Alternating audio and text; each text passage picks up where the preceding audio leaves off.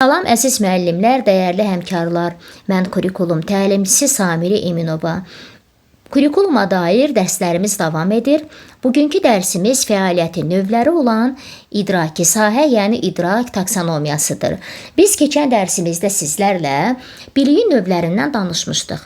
Biz öyrənmişdik ki, biliyin 4 növü var. Faktoloji bilik, konseptual bilik, prosedural bilik, bir də metakognitiv bilik.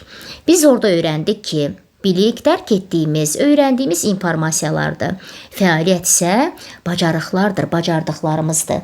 Hətta mən sizlərə bir alt standartı seçib vermişdim. Biz o alt standartda bilik hissəni, fəaliyyət hissəni göstərmişdik. Məsələn, 4-1-1 alt standartını seçmişdik. Deməli, 4-1-1 alt standartında sözü kök və şəkilçiyə ayırır. Budur. Deməli, burada ayırıra qədər olan hissə, feilə qədər olan hissə bilik hissə idi. Ayırır isə nə hissə idi? Fəaliyyət hissə, yəni bacarıq hissə. İndi bugün sizlərlə fəaliyyət hissədən danışacağıq. Deməli, fəaliyyət 3 sahədən ibarət idi. İdraki sahə, affektiv sahə, yəni emosional sahə, 3 psixomotor sahə. Biz bugün sizlərlə danışırıq idrak taksonomiyasından.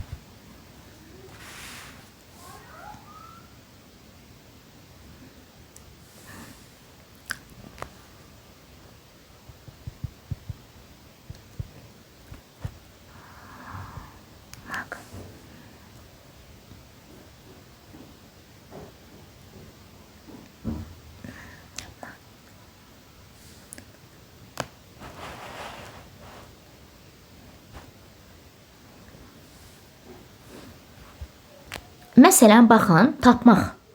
Məsələn, deyirəm ki, əgər yenə deyirəm, şagird yadına salıb tapırsa, xatırlamaq mərhələsindədir. Məsələn, verilən bayraqların içərisindən deyirəm ki, Türk bayrağını seç.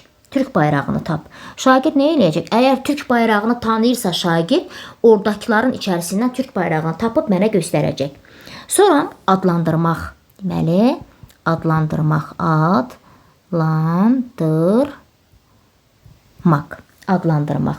Məsələn, deyirəm ki, müəyyən bir nağıl verirəm, nağıl rəsmləri verirəm. Deyirəm ki, verilmiş nağıl rəsmlərini adlandır. Əgər şagird nağılları əzbər bilirsə, onların adlarını yada salıb deyəcək. Məsələn, Tıktıq xanımın nağılının şəklini göstərirəm, Qırmızı papağın nağılının şəklini göstərirəm, içərisində var. Nə bilim, Qoğal nağılı var. Əgər şagird bu nağılları adını əzbər bilirsə, nağıllardan xəbəri varsa, həmən o şəkillərin içərisində bir-bir nağılların adlarını nə edəcək? Adlandıracaq ki, bu filan nağıldır, bu filan nağıldır. Deməli, adlandırmaq da nə oldu? Xatırlamaq mərhələsinə aid oldu. İndi müəllimlər, baxın, deyirəm ki, müəyyənləşdirmək. Bayaq biraz əvvəl izahımda sizə nə dedim? Dedim ki, feilləri əzbərləmək gərəksizdir, lazım deyil. Çünki bəzi feillər bizə bir neçə mərhələdə çıxacaq önümüzə. Məsələn, müəyyənləşdirmək feili həm xatırlamaq mərhələsində var, həm anlamaq mərhələsində var, həm də təhlil etmə mərhələsində var. Məsələn, mən desəm ki, verilənlərin içərisindən ev heyvanlarını müəyyənləşdir. Məsələn, 5 yaşlı uşaqlara verə bilərəm belə bir tapşırıq ki, verilənlərin içərisindən ev heyvanlarını müəyyənləşdir. Şagird qoyunudur, atıdır, nə bilim camışıdır, inəyidir, toyuğudur, cücəndir. Onun içərisindən ev heyvanlarını müəyyənləşdirib, xatırlayıb, oradan çıxarıb bizə deyə biləcək. Sonra desəm ki, ismin hal şəkilçilərini müəyyənləşdir. Şagird əgər hal şəkilçilərini əzbər bilirsə, xatirindədirsə, hafizəsindədirsə, ismin hal şəkilçilərini oradan mənə deyə biləcək, müəyyənləşdir. Bu oldu hansı mərhələ? Xatırlamaq mərhələsinə. Əgər şagirdə desəm ki, isim və sifətin oxşar və fərqli cəhətlərini müəyyənləşdir. Bu artıq olacaq anlama mərhələsi. Yəni şagird isim və sifət haqqında müəyyən bir biliyə sahib olmalıdır ki, onların oxşar və fərqli cəhətlərini müəyyən edə bilsin. İsmi də anlamalıdır, sifəti də anlamalıdır ki, onların arasındakı oxşarlığı fərqi müəyyən edə bilsin. Məsələn, deyərəm ki, düzbucaqlı ilə kvadratın oxşar və fərqli cəhətlərini müəyyənləşdir. Yenə deyirəm, şagird həm düzbucaqlı haqqında, həm kvadrat haqqında müəyyən bir biliyə sahib olmalıdır. Onu anlamalıdır ki, onun içərisindəki fərqləri, oxşarlıqları, fərqlilikləri anlaya bilsin. İndi desəm ki, şagirdə müəllifin mövqeyini müəyyənləşdir. Bu olacaq təhlil etmə mərhələsi. İndi mən sizə yenə deyirəm, buradakı feilləri nə oldu? Yada salmaq, sıralamaq, sadalamaq, nəyisə sadalayır, nəyisə sıralayır, nəyisə qaydanın tərifini verir, seçmək, təkrarlamaq, bizim dediyimiz təkrarlayır, tapmaq, adlandırmaq, müəyyənləşdirmək. Bunlar hansı mənada dedim, nəyə aid olur? Xatırlamaq mərhələsinə. Bir-bir də sual nümunələri sizə söylədim. Digər mərhələlərin də izahını verirəm ki, hamısını bir yerdə anlayaq. Deməli, xatırlamaq mərhələsinə aid tapşırıqlar nə oldu? İsmin neçə halı var? Əsas nitq hissələrini sadala. Sözün quruluşca neçə növü var? Feilin tərifini ver. Aşağıdakıların içərisindən feilin zaman şəkilçilərini müəyyənləşdir. Feilin zaman şəkilçilərini seçin. Deməli, yenə də ümumiləşdirib deyirəm ki, xatırlamaq mərhələsi hafizəyə, yaddaşa əsaslanır.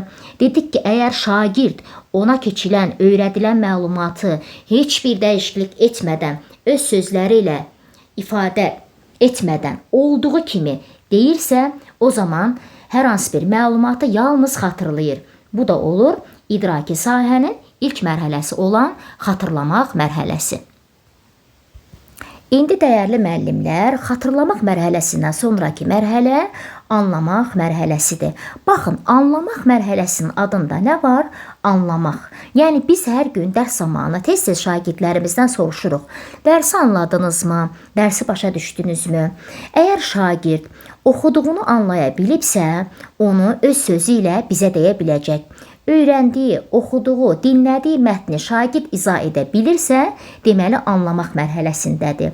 Anlaya bilibsə nümunə gətirəcək, öz sözü ilə deyəcək, izah eləyəcək, nəticə çıxaracaq, ümumiləşdirəcək, müqayisə edəcək və qruplaşdıracaq. Məsələn, mən deyirəm ki, mürəkkəb sözlərə bir nümunə gətir. Deməli, şagird mürəkkəb sözləri anlayıbsa, ona aid nümunələr gətirə biləcək. Şagirdə deyirəm ki, gördüyüm bir hadisəni mənə təsvir elə. Əgər şagird o hadisəni anlayıbsa, təsvir edə biləcək. Oxuduğun mətndən nəticə çıxar. Əgər şagird oxuduğu mətni anlayıbsa, əlbəttə ki, ondan nəticə çıxaracaq. Deməli, anlamaq mərhələsində nə var? Oxuduğunu anlamaq var, onu öz sözlərlə deyə bilmək var, izah edə bilmək var, nəticə çıxarmaq var, ümumiləşdirmək var, müqayisə etmək var, qruplaşdırmaq var. İndi xatırlamaq mərhələsinin feillərini deyimizsə, yenə deyirəm, bax, əvvəlcədən deyirəm, əziz müəllimlər, baxın, feilləri əzbərləmirik, mahiyyətini anlayırıq. Deməli, birinci interpretasiya etmək. İnterpretasiya etmək odur ki, öz sözləri ilə danışmaq. Əgər şagird oxuduğu nağılı öz sözləri ilə danışırsa, nə edir? İnterpretasiya edir. Nağılı kitabdakı kimi yox, olduğu kimi yox, öz sözü ilə danışa bilibsə, deməli, şagird anlama mərhələsindədir. Deməli, interpretasiya etmək, yəni öz sözləri ilə danışmaq. Sonra ikinci, nümunə gətirmək, nümunə gətirmək, nümunə gətirmək. Deməli, burada da, məsələn, deyirəm ki, əvəzliyə aid bir nümunə denən. Əgər şagird əvəzliyi başa düşübsə, ona aid bir nümunə gətirəcək. İzah etmək də anlama mərhələsinə aiddir, anlamaq mərhələsinə aiddir. Əgər şagird nə isə, hansısa qaydanı, hansısa dərsi əgər izah edə bilirsə, deməli onu anlayıb ki, izah edə bilir. Məsələn, isim keçirəm, deyirəm ki, indi isim haqqında bildiklərini izah elə bu qaydanı, nə demək istəyir? Əgər şagird öz sözü ilə izah edə bilibsə, deməli dərsi anlayıb. Anlayıbsa izah edəcək. Ümumiləşdirmək. Oxuduğu, dinlədiyi mətni nə edir? Ümumiləşdirə bilirmi? Baxın, mən hər izahdan sonra nə edirəm? Ümumiləşdirirəm. Biraz əvvəl xatırlamaq mərhələsini ümumiləşdirib sizə dedim. Əgər mən onu anlayıramsa ümumiləşdirə bilirəm. Anlamasam ümumiləşdirə bilməyəcəm. Deməli, bir də nə oldu? Ümumiləşdirmək. Deməli, ümumiləşdirmək, oxuduğu, dinlədiyi mətni ümumiləşdirə bilirmi? Əgər ümumiləşdirə bilirsə, anlayıbdır. Sonra anlama mərhələsinə aiddir təsnif etmək. Məsələn, verilənlərin içərisindən deyirəm, nələrisə qruplaşdır, təsnif et. Təsnif et, yəni qruplaşdır. Verilənləri qruplaşdırıb təsnif edə bilirmi? Bu da olur hansı mərhələ? Anlamaq mərhələsində. Məsələn, deyirəm ki, mətin verirəm. Deyirəm ki, o mətindəki mürəkkəb sözləri təsnif et. Yəni, oradan mürəkkəb sözləri seç, yaz bir tərəfə, yəni qruplaşdır. Mətindəki düzəltmə sözləri təsnif et. O mətnin içərisində nə edəcək şagird? Düzəltmə sözləri seçəcək, qruplaşdırıb oradan çıxarıb yazacaqdır. Deməli, bu nə oldu? Anlamaq mərhələsi oldu. Sonra deyirəm, nəticə çıxarmaq. Əgər şagird oxuduğu, dinlədiyi mətndən nəticə çıxara bilirsə, deməli, anlayıbsa nəticə çıxara biləcək. Məsələn, Yalançı Çoban mətnini oxuyuram şagirdlərə deyirəm ki, indi bu mətndən nə nəticə çıxartdınız? Əgər şagird mətni anlayıbsa, nəticə çıxarıb mənə deyə biləcək. Deməli, nəticə çıxartmaq da hansı mərhələyə aid oldu? Anlamaq mərhələsinə aid oldu. Sonra müqayisə etmək. Deməli, məsələn, deyirəm ki, şagirdlər, məsələn, say ilə sifəti müqayisə edin. Əgər şagird sayı da sifəti də anlayıbsa, onları müqayisə edə biləcək. Fəza fiqurları ilə müstəvi fiqurları müqayisə ilə. Əgər şagird bunları anlayıbsa, müqayisəsini edib mənə deyə biləcək. Təsvir elə. Gördüyün hadisəni təsvir elə. Əgər şagird gördüyü hadisəni anlayıbsa, nə edəcək? Təsvir edə biləcək. Sonra müəyyənləşdirmək. Biraz əvvəl də demişdim ki, müəyyənləşdirmək həm xatırlamaq mərhələsinə aiddir, həm anlamaq, həm də təhlil etmək. İndi məsələn deyirəm ki, müəyyənləşdir. Məsələn, əsas nitq hissələri ilə köməkçi nitq hissələri arasındakı fərqi müəyyənləşdir. Şagird əgər əsas nitq hissələrini də anlamalıdır, köməkçi nitq hissələrini də anlamalıdır ki, onların fərqini müəyyən edə bilsin. Deməli, yuxarıdan yazdım, öz sözü ilə demək. Şagird öyrəndiyi məlumatı öz sözü ilə deyə bilirsə, deməli anlayıb. Sonra nümunələr gətirmək. Deyirəm ki, sifətin çoxaltma dərəcəsinə aid nümunələr gətir. Şagird anlayıbsa mənə nümunə gətirə biləcək. Məsələn, deyəcək ki, ağappaq, qapqara, tündgöy. Əgər şagird ağımtıl deyirsə, deməli, şagird nə edib? Anlamayıb. Əgər ağımtıl deyə bilibsə, ağımtıl deyəcəksə anlamayıb. Mən sifətin çoxaltma dərəcəsinə nümunələr gətir demişdim. Deməli, çoxaltma dərəcəsinin içərisinə azaltma dərəcəsindən aid olan bir söz uşaq mənə deyirsə, deməli sifətin dərəcələrini şagird anlamayıb. Baxın əziz müəllimlər, mətnin ideyasını müəyyənləşdir. Burada həm anlama mərhələsinə aid ola bilər bu tapşırıqlar, həm də təhlil etmə mərhələsinə. Məsələn, desəm ki, mətnin ideyasını müəyyənləşdir, bu olur anlama mərhələsində. Şagird mətnin ideyasını anlayırsa müəyyənləşdirəcək ki, bu mətnin ideyası budur. İndi deyirəm ki, bir neçə ideyanın içərisindən ən əsasını, ən vacibini çıxar, artıq bu olacaq təhlil mərhələsinə aid. Təhlil mərhələsində nə edirdik? Ən yaxşısını içərisindən seçirdik, elə deyilmi? Deməli, əgər mətnin ideyasını müəyyənləşdirdisəm, bu olacaq anlamaq mərhələsi. Amma desəm ki, bir neçə ideyadan ən vacibini, ən əsasını çıxar, bu olacaq təhlil etmə mərhələsinə aid olan tapşırıq. Sonra deyirəm ki, baxın, indi qruplaşdırmaq. Məsələn, şagirdlərə deyirəm ki, mürəkkəb cümlələri qruplaşdır. Şagird nə edəcək? Cümlələrin ona verilən cümlələrin içərisindən mürəkkəb cümlələri seçib qruplaşdıracaq. Əgər şagird mürəkkəb cümlənin mahiyyətini anlayırsa, o dərsi başa düşübsə, o cümlələrin içərisindən mürəkkəb cümlələri seçib çıxarıb önümə qoya biləcək. Düsturlardan istifadə etmək də anlamaq mərhələsinə aiddir. İndi anlamaq mərhələsinə aid olan tapşırıqlar mən sizə sadalayıram, deyirəm. Məsələn, isim və sifətin müqayisə edərək oxşar və fərqli cəhətlərini müəyyənləşdir. Mətni öz sözünlə izah et. Suda qurda yaşayanlarla sürünənlərin eşitmə aparatlarını müqayisə edin. Qaraca çoban hekayəsini öz sözlərinlə danış. Yalançı çoban mətninin ideyası nədir? Hekayədəki əsas qəhrəmanların xüsusiyyətlərini izah elə. Və bunlar deməli anlamaq mərhələsinə aid olan tapşırıqlar idi. Deməli anlamaq mərhələsi ilə bağlı onu da deyim ki, bu mərhələ əsasən konseptual biliklə əlaqəli olur, amma həmişə deyil. Deməli məlumatı müxtəlif formada təqdim edilməsi, izah verilməsi, nəticə çıxarılması, ümumiləşdirilməsi, qruplaşdırılması bu mərhələnin əsas xüsusiyyətlərindən biri idi. İndi əziz müəllimlər, anlamaq mərhələsindən sonraki mərhələ gəlir tətbiq etmək mərhələsi. Tətbiq etmək mərhələsi adında nə var? Adından göründüyü kimi tətbiq eləmək, yəni bir işi yerinə yetirmək. Bu mərhələdə hər hansı bir çalışma, məsələ və ya hər hansı bir problemi həll etmək üçün prosedurlardan istifadə edə bilmək, etmək tələb olunur. Yəni şagird nə edəcək? Anladığını icra edəcək, yerinə yetirəcək, tapşırığı həll edəcək, çalışmanı yerinə yetirəcək. Bu mərhələ çox hallarda prosedural biliklə əlaqəli olur, amma həmişə deyil. İzahı odur ki, daha anlaşılan dillə deyim ki, şagird tapşırığın icrası üçün prosedurları yerinə yetirə bilirmi? Öyrəndiyini həyata keçirə biləcəkmi? Bu mərhələləri bir nümunə gətirərək izah edəcəyəm. Yenə deyirəm, diqqətlə qulaq asaq. İndi danışırıq hansı mərhələdən? Tətbiq etmək mərhələsindən, yəni adından göründüyü kimi tətbiq etmək, nəyisə bir işi yerinə yetirmək. Məsələn, müəllimlər, baxın. Deməli, tətbiq etmək anlama ilə bağlı olan bir mərhələdir. Yəni, şagird nəyisə anlayıbsa onu tətbiq edəcək. Tətbiq etmək bir şeyi yerinə yetirən bir fəaliyyətdir. İşi yerinə yetirir. Tətbiq etmək mərhələsinə aid olan feilləri deyəcəm. Yenə deyirəm, biz əzbərləmirik, sadəcə mahiyyətini anlamalıyıq. Məsələn, yerinə yetirmək. Məsələn, deyirəm ki, yaş məsələsini həll et, yerinə yetir. Aşağıdakı tapşırığı yerinə yetir. Yəni, yerinə yetirəndə nə edir? Tətbiq edir. Sonra deyirəm ki, səhnələşdirin. Şagird nə edəcək? Deyirəm ki, oxuduğum mətni səhnələşdirin. Deyək ki, meyvələrin söhbəti şeirini oxumuşam. İndi deyirəm ki, şagirdlərə gəlin səhnələşdirin. Şagird nə edəcək? Tətbiq edəcək, icra edəcək, yerinə yetirəcək. İstifadə etmək. Məsələn, burada da deyirəm ki, bir işi yerinə yetirir. Şagirdə deyirəm ki, eyni materialdan istifadə edərək divar rəsmi çəkin. Həll etmək. Misalları həll edin. Burada da nə var? Tətbiq var. Həll etmək. Tənliyi həll edin, misalları həll edin, məsələni həll edin. Burada da nə var əziz müəllimlər? Tətbiq etmək var. Eskiz çəkmək. Məsələn, deyirəm ki, binanın eskizini çəkin. Burada da bir tətbiq var. Sonra cədvəl qurmaq. Əldə etdiyin məlumatlardan cədvəl qurun. İstifadə etmək.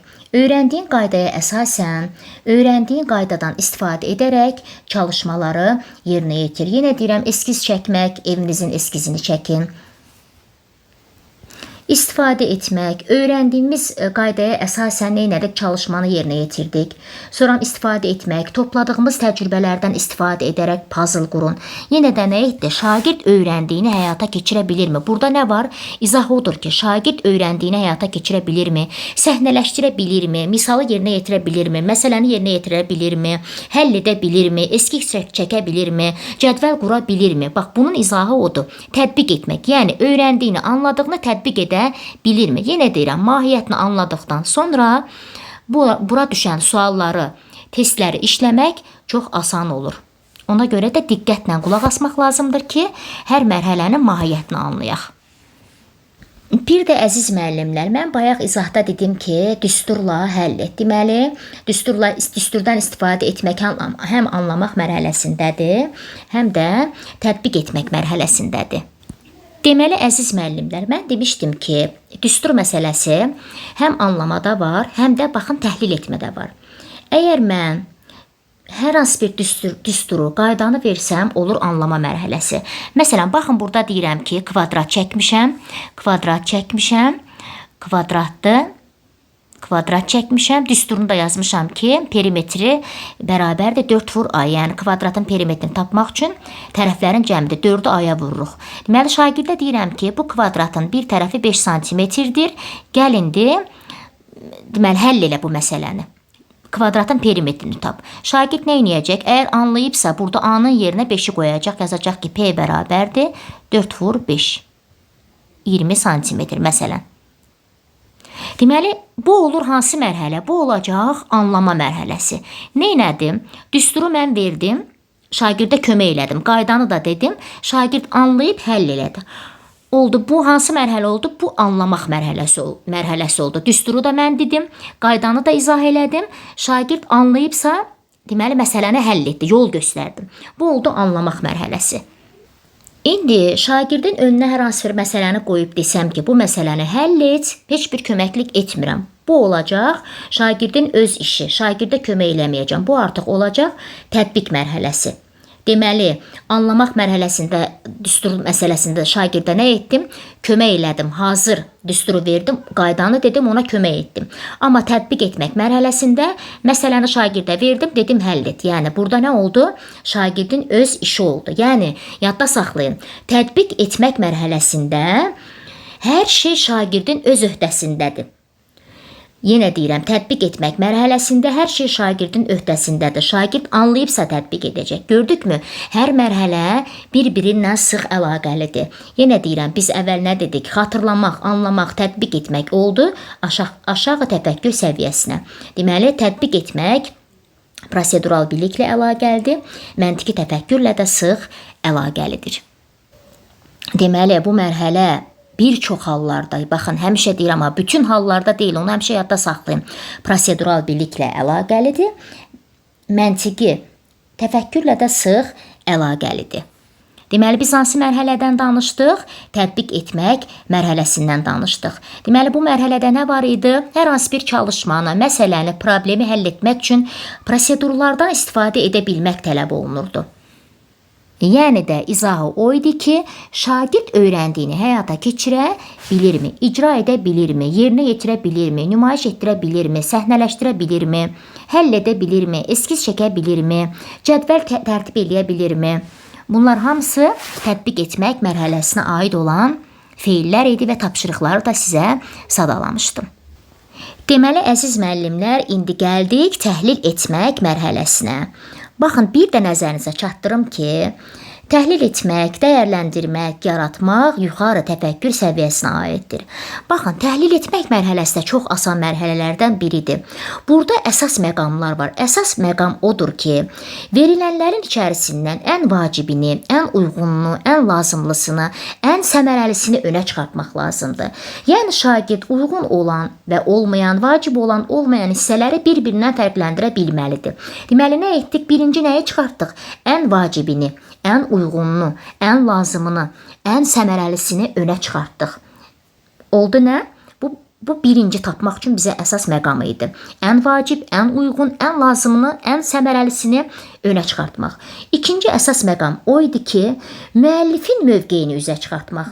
Yəni, müəllif bu əsərdə nə demək istəyib? Əsərdə müəllifin baş qəhrəmana qarşı mövqeyini müəyyənləşdirin. Neynədik? Müəllifin mövqeyini müəyyənləşdirdik. Orada. Deməli, ikinci əsas məqam nə oldu?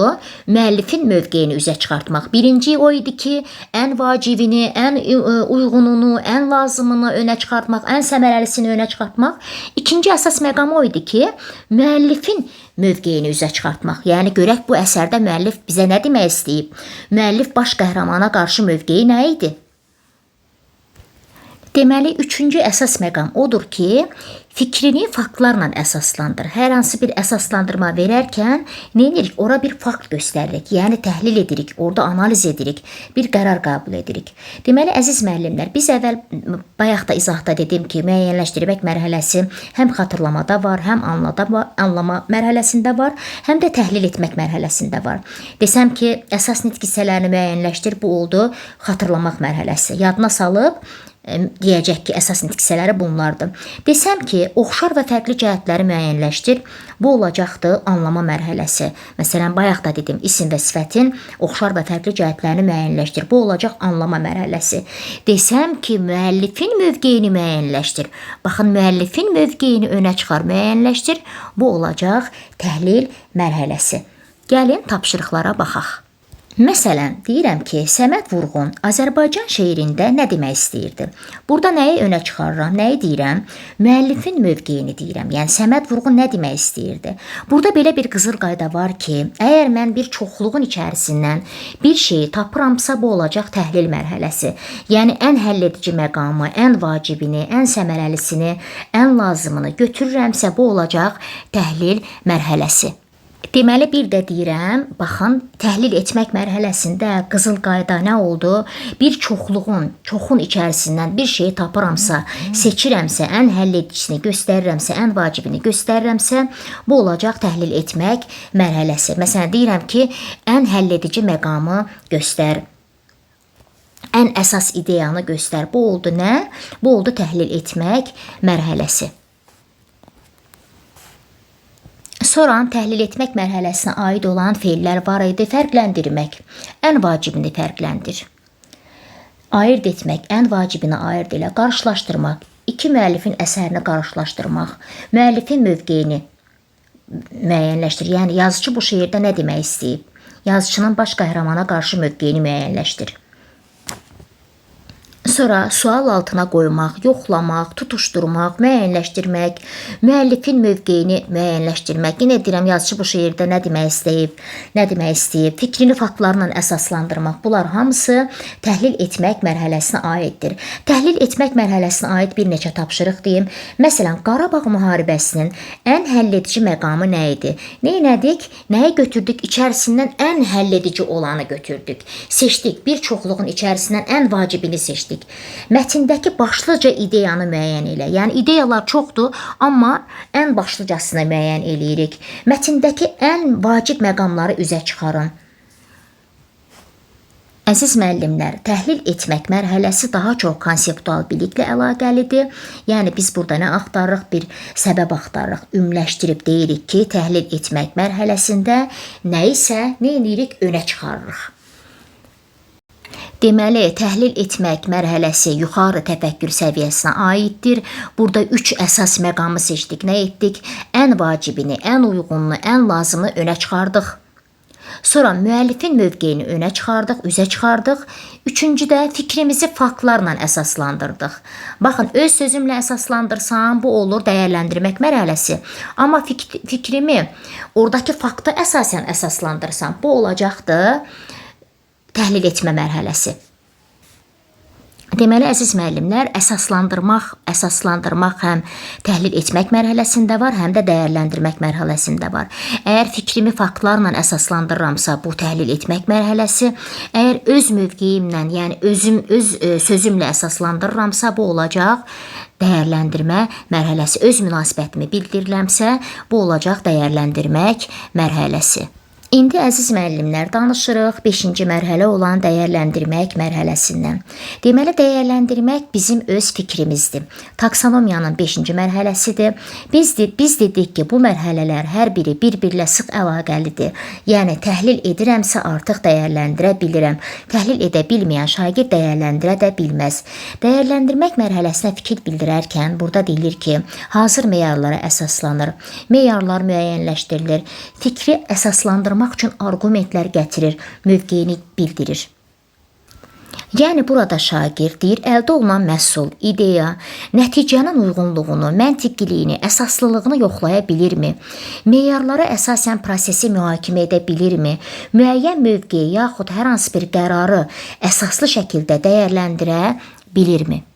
Deməli, burada nə var? Burada dəyər vermək var, burada qiymət vermək var, öz mövqeyini müəyyənləşdirmək, öz mövqeyini bilmək var, bildirmək var, münasibət bildirmək var, dəyərləndirmək mərhələsinə aiddir bunlar. Deməli, qiymət vermək var, dəyər vermək var, öz mövqeyini bildirmək var, münasibət bildirmək var. Bunlar hamısı dəyərləndirmək mərhələsinə aiddir. Buradakı feillər nə idi? Qiymətləndirmək.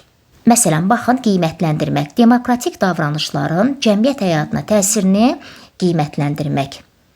Sonra Kennedy hökumətinin xarici siyasətini qiymətləndirmək. Sonra yoxlamaq. Verilmiş fikirlərdən deyir ki, verilmiş fikirlərin düzgünlüyünü yoxla. Sonra mühakimə etmək. Cırtdan nağılında Cırtdan və yoldaşlarının yol ayrıcında qalarkən etdikləri seçimini mühakimə et. Sonra əsərdəki mənfi obrazı mühakimə et. Sonra müdafiə etmək. Qaraca çobana qarşı münasibətini müdafiə et. Sonra Ağqoyunlu hökmdarı Həsən Padşaha tarixi şəxsiyyət kimi münasibətini müdafiə et. Sonra baxın, belə bir tapşırıqlar olar ki, xüsusi maraq doğuran məsələ haqqında debat təşkil edin. Yəni, harada debat varsa bilin ki, orada nə var? Dəyərləndirmək var. Xüsusi maraq doğuran məsələ haqqında debat təşkil edin. Deməli, orada nə olacaq? Müzakirə olacaq. Deməli, debat olan yerdə nə var? Dəyərləndirmək mərhələsi var. Deməli, əziz müəllimlər, dəyərləndirmək mərhələsinin mahiyyətini odur ki, burada nə var? Münasibət bildirmək var, mövqeyini əsaslandırmaq var, mühakimə etmək var, münasibət bildirmək var, qiymətləndirmək var. Məsələn, deyirəm ki, şagirdə 2-ci Qarabağ müharibəsi zamanı qazandığımız uğura münasibətini bildir. Şagird nə edəcək? Öz münasibətini bildirəcək. Deməli, əsas məqamlardan biri də odur ki, baxın, yoxlamaq həm təhlil etmək mərhələsində var, həm də dəyərləndirmək mərhələsində var. Ən vacibini yoxlayırıqsa, bu olacaq təhlil etmək mərhələsi. Verilmiş fikirlərin əsaslılığını, düzgünlüyünü yoxlayırıqsa, bu olacaq dəyərləndirmək mərhələsi. Sadəcə mahiyyətini anlamaq lazımdır oradakı sualların. Deməli, dəyərləndirmək mərhələsində nə var? Dəyərləndirmək mərhələsində bir münasibət bildirmək var. Məsələn, deyirəm ki, yaşıllıq tükənərsə nə baş verər? Şagird burada nə eləyəcək? Dəyərləndirəcək, bir münasibət bildirəcəkdir. Deməli, dəyərləndirmək mərhələsi meyarlar və standartlar əsasında mühakimə etmək kimi xarakterizə edilir və reallaşması zamanı yoxlamaq, mühakimə etmək, dəyərləndirmək tələb edilir. Ümumiyyətlə, fikir bildirərkən hazır meyarlara əsaslanmaq, meyar müəyyənləşdirmək, fikri əsaslandırmaq üçün arqumentlər gətirmək, öz mövqeyini bildirmək, hər hansı bir hadisə və problemə sistemli şəkildə baxmaq və dəyərləndirmək bu kimi fəaliyyətləri özündə birləşdirir. Hansı mərhələ? Dəyərləndirmək mərhələsi. Dəyərləndirmək mərhələsi konseptual biliklə əlaqəli olur, bir də tənqidi təfəkkürlə əlaqəlidir. Yəni, dəyərləndirdiyimiz zaman nə olur? Tənqidi təfəkkürümüz işə düşür. İndi dəyərləndirmək mərhələsinə aid bir neçə tapşırıq deyim yenə. Məsələn, deyirəm ki, fransızların dediyinə görə 20 yaşa qədər gözəlliyin, 30 yaşa qədər zənginliyin, 40 yaşa qədər müdrikliyin yoxdursa, deməli həyatda çox şeyi itirmisən. Bu fikirlə razısınızmı? Fikirlərini əsaslandır. Bu oldu dəyərləndirmək mərhələsinə aid olan tapşırıq. Mətnin məzmununa münasibət bildirir. Sonra deyirəm ki, məsələnin həlli üçün istifadə etdiyiniz metodun effektivliyi meyarlara əsasən dəyərləndirin. Bunlar hamısı dəyərləndirmə mərhələsinə aid olan tapşırıqlar oldu. İndi danışırıq 6-cı mərhələdən, yaratmaq mərhələsindən. Ən üst mərhələdir ki, yaratmaq mərhələsi. Bu, yaradıcı təfəkkürlə əlaqəlidir. Burada şagird nə edir? Yeni bir məhsul yarada bilirmi? Problemin, məsələnin alternativ həll yollarını irəli sürə bilirmi? Yeni bir məhsul, yeni bir həll yolu, yeni bir ideya yarada bilirmi? Yəni, nəsə icad edirsə, yaratmaq mərhələsinə aiddir. Yeni bir məhsul yaratmaq, yeni bir həll yolu tapmaq, yeni bir təklif vermək, bunlar hamısı yaratmaq mərhələsinə aiddir. Feilləri odur ki, quraşdırmaq, tətbiq etmək, irəli sürmək, plan qurmaq, plan hazırlamaq. Məsələn, həyatımızın sonraki mərhələsinə dair mərhələsində uğur qazanmaq üçün plan hazırla. Bu, yaratmaq mərhələsidir. Həyatımızın sonraki mərhələsində uğur qazanmaq üçün plan hazırlamaq, yaratmaq, şəxsi büdcənizi yaradın, dizayn etmək, kitabın üz qabığı üçün yeni bir dizayn fikirləş, otağınızı dizayn elətdirin, inkişaf etdirmək, nağılı daha da maraqlı etmək üçün sonunu düşün. Davamını sən tərtib elə, daha necə davam elətdirərdin? Birləşdirmək, inkişaf etdirmək, formülə etmək, icad etmək, yeni bir şey icad eləmək. Məsələn, qurmaq, yeni bir rabitəli mətn qurmaq, yeni bir cədvəl qurmaq, yeni bir şeir yazmaq, yeni bir hekayə yazmaq. Burada nə var? Şagirdin öz işi var. Yaradıcı təfəkkürə aid olan, məsələn, tapşırıqlar. Mətni yarıda saxlayın, mətn üçün məntiqi sonluq yazın. Məntiqi sonluq şagird özü yazacaq. Məsələnin yeni formada həlli üçün yeni metodlardan istifadə edin. Sonra, yaxın gələcəkdə şirin su qıtlığını aradan qaldırmaq üçün tədbirlər planını tərtib edin. Sonra, müharibələrə, qırğınlara son adlı tədbirlər planı hazırlayın. Yeni rabitəli mətn qurun, yeni şeir qurun, yeni bir hekayə yazın, yeni bir nağıl yazın. Bunlar hamısı hansı mərhələdir? Yaratmaq mərhələsinə aid olan tapşırıqlardır. Deməli, yaratmaq mərhələsinin feilləri hansı oldu? Quraşdırmaq, irəli sürmək, qurmaq, yaratmaq, dizayn etmək, formülə etmək, tərtib etmək, birləşdirmək, icad etmək. Bunlar hamısı yaratmaq mərhələsinin nələri idi? Feilləri idi. Məsələn, tərtib etmək. Bir reklam tərtib elə.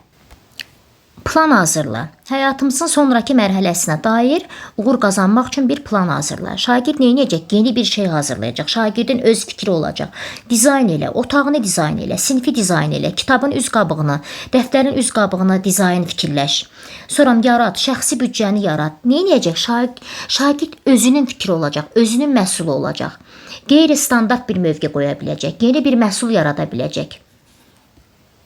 Şeir yazacaq, nağıl yazacaq, hekayə quracaq yeni, rabitəli mətn quracaq. Deməli, şagird nə edir? Yeni bir məhsul ortaya çıxarır. Şagirdin öz əməyi olur. Şagird özü edir nə edirsə. Baxın, deyirəm ki, yeni bir musiqi bəstəliyin və ya bildiyiniz melodiyaya yeni sözlər yazın. Hamısı burada nə oldu? Yaratmaq mərhələsinə aid olan tapşırıqlar oldu. Deməli, biz nədən danışdıq? İdraki sahənin mərhələlərindən danışdıq. Hər bir mərhələnin ayrı-ayrılıqda izahını verməyə çalışdım.